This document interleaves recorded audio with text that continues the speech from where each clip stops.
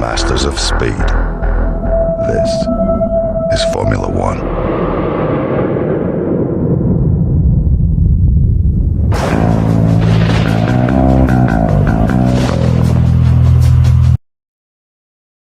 Yo, welcome back guys, it's Jaffmaster Flash. It's Monaco, one of the hardest circuits on the F1 calendar. It's 5 laps before the setup. Let's go.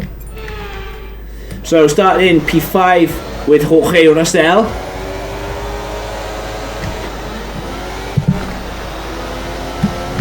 See if I can squeeze my way through. Oh, I'm getting bashed and I'm locking up. Yeah, collision with Verstappen. Managed to squeeze my way through though.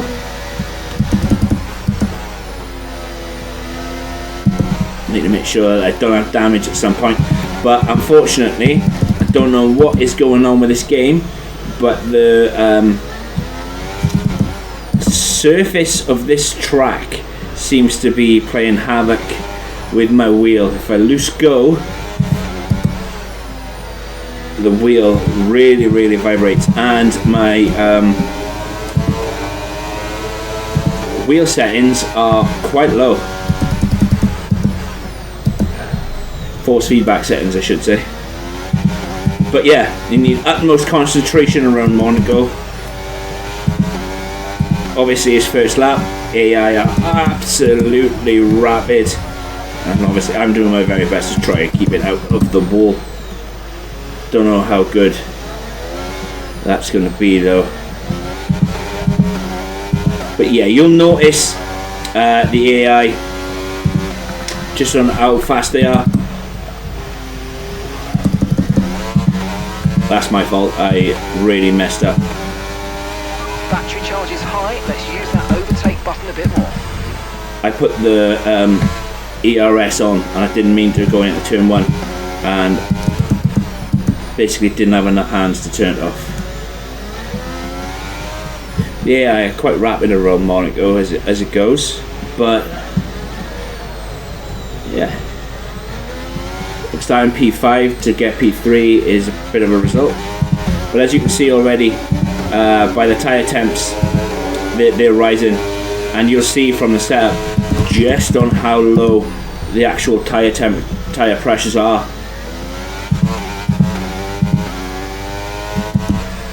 Obviously the softest compound that Pirelli make around here.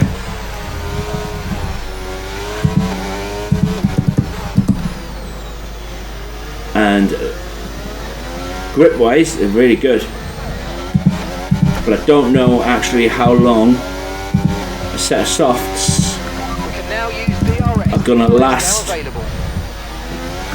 around Monaco. I really don't. See if we can go for the fastest lap. Driving like that though, absolutely not, because you have to be on it at Monaco.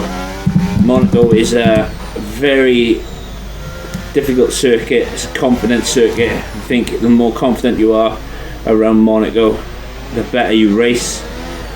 But you know, this is only 5 laps showing you what the setup can do.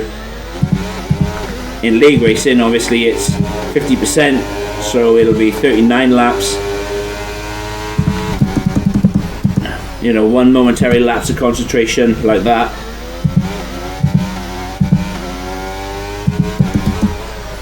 And you're in the wall. I've blown my fastest lap.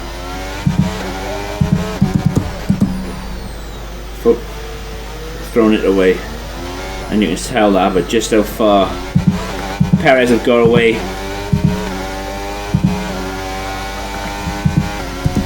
But obviously if I didn't make loads of mistakes, it'd be fine. It'd be absolutely fine. But Monaco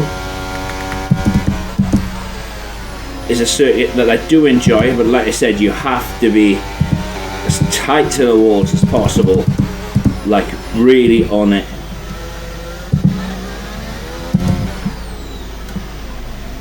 Giving it everything.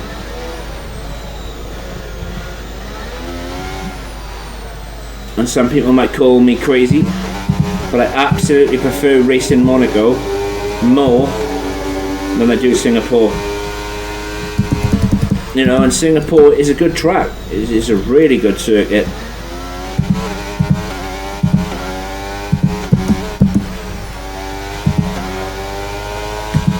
But I do prefer Monaco more.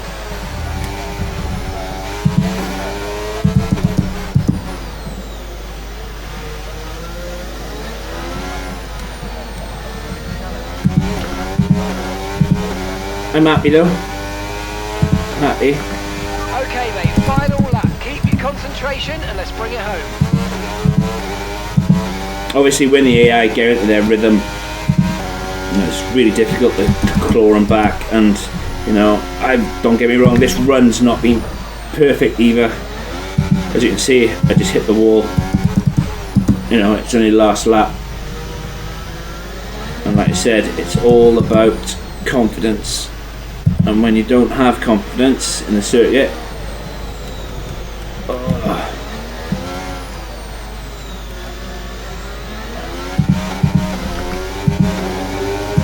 you can really struggle. You know, I did a stupid mistake, like hitting the wall.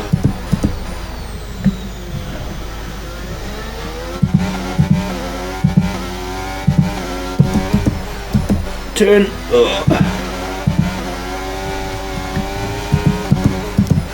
Turn. And the AI then just go and smash me into a wall like that.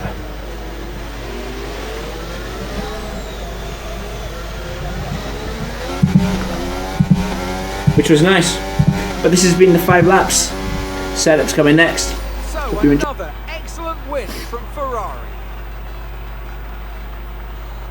What do you think it was today, Ant, that gave them the edge over the competition? I think a large part of the result comes down to temperament. They were able to keep their heads when everyone around them was losing theirs, and that's allowed them to get the best out of the car, to maximise the strategy, and to stay out of trouble. Here come our winners now, a thrilling race and a tremendous effort by Ferrari. Their history is well known, so it's no surprise to fans the world over to see them come out on top once again.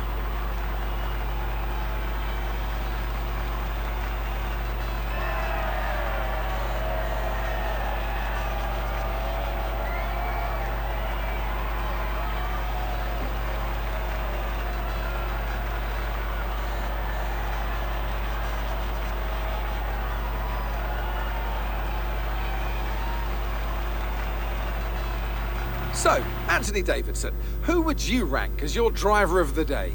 Well, it's got to be Nico Hülkenberg. He displayed exceptional skill out on track today and wasn't afraid to fight his way through the pack. Well, what an end to another fantastic weekend of racing. Thanks to everyone who joined us, and we'll see you for the next one. Monaco then, one of the one of the hardest circuits on the Formula 1 calendar. And this is what I've gone with. Gone for 50-50. Tried running a bit of a lower wing on the front. I tried taking it down to like 45, 48, but I was just not happy. So I've gone all out with 50 on the front, 50 on the rear.